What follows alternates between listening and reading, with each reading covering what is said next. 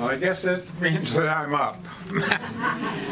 And I won't try to beat that idea. I'm going to add a little bit to what Hamid Bey said, if I can possibly do that.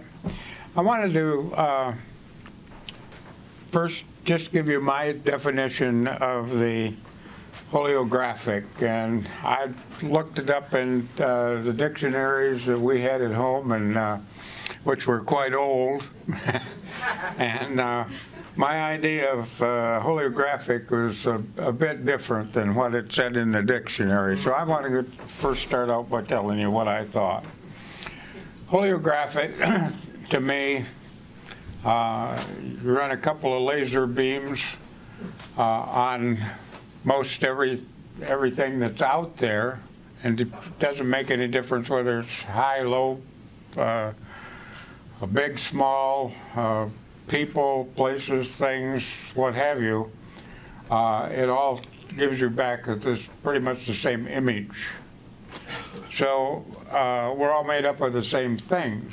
We have a little bit different quantities and what have you of this, that, and another thing, and so we look different, things look different, things are used in different ways, but the basic building materials of everything are the same. I happened to like chemistry when I was a little boy and liked to blow things up and what have you. And yeah, I did literally. And so I found that there was, at that time, I think there was 108 different elements that everything is made up of. I think we got up to around 135 or so now with our creating through our atomic research and what have you. But we're all made up of those things. And what's very interesting, and the holographic part that is why I brought it up, was really because when you influence one of those things, there's elements in every other one that are similar, that are affected by that change, by that thought, by that action. So when you change anything, you've changed the whole of the universe. And I think that that's very, very important to understand, that there is an effect of everything you do upon everybody else. We're in effect all the same in that regard. So if I think a wonderful thought, everybody's influenced by it. If I think a negative thought, everybody's influenced by it. And you pick those things up, it's like vibrations going out from you all at the time. And when one of the difficult parts of that is that we're all trying to please one another all of the time, at least on a subconscious level. And so if I send you out a negative thought and I get back a negative reaction, I've actually helped to cause you to think and do something negative.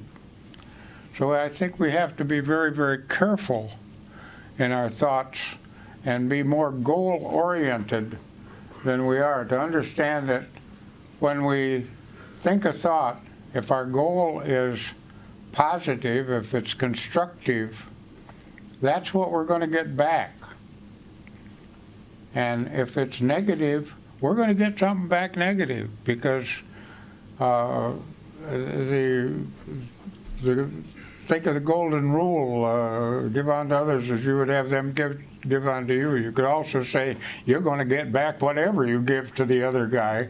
So be careful that you don't give them something that you don't want back yourself. And you can look at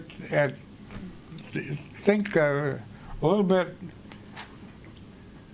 and again, on a physical level, 1/5 of a second prior to something coming into your mind and you're speaking it, you're thinking of it.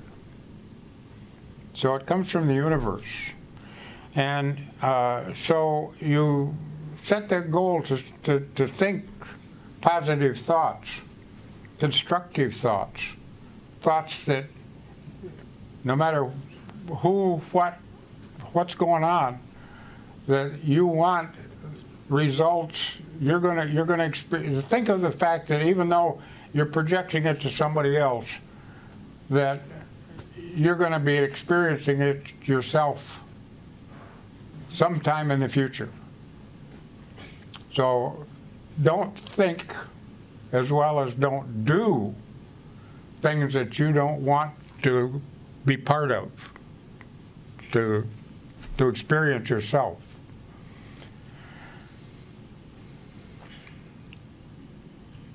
You can set these goals, or and one of the Napoleon Hill, I'm trying to think of his name, Napoleon Hill, in his writings, and he was a marvelous writer, indicated you could set your goals or you could drift. And if you drift, you're just doing things willy-nilly, whatever comes into your life and what have you, you experience but that's the playground of the negative forces, and ultimately you're not going to like it. So if you set your goals, and those goals are to everything that you think and do creates positive results for you and for others, you'll be a much happier person throughout your entire life. Thinking of thoughts, go back to Hamid Bey, and an example of how your thoughts affect the results. And John, you could tell me how old Hamid was when he swam across the Nile River in the crocodile infested waters. Was he 16? 16. And that was a test. He swam across the Nile River in crocodile infested waters, and my understanding is that some of the young men that even had all of the training that he had perhaps didn't make it across the river and were eaten by a crocodile. But if he held the right thoughts in his mind and did not emit any fears that the crocodiles could pick up, he was able to swim across, and they just didn't even know he was there. And he was able to do that. And it's an example of how your thoughts affect you. Another thing that he did was to go into an arena, and there was a stage out front, down front, if you will, and on that stage was a flower that emitted a energy, a substance, whatever it was. I don't know, but if you got too close to it, you died. And he was able to walk down 7 steps of the 12 going down to that flower. And at that point, he decided that that was far enough that he might be affected by the flower. And that gave him the 7 rings on his turban. He was at 7th level. And that, again, is all mental. You have to remember that someone set that flower down there. And they were able to set that flower down there without being affected. And that was all mental and your level of being able to lay your fears aside, everything out there, you are powerful enough to control, but you must do it, and do it with the knowledge that I can. So you have the abilities, each and every one of you, to control your own future. Much of what was just read to you here in the laws of cause and effect, and that's why I wanted that read. You can do it. It's up to you. Now, I'm a Coptic teacher. So, do you have any questions? I'd be glad to answer if I can. Thank you.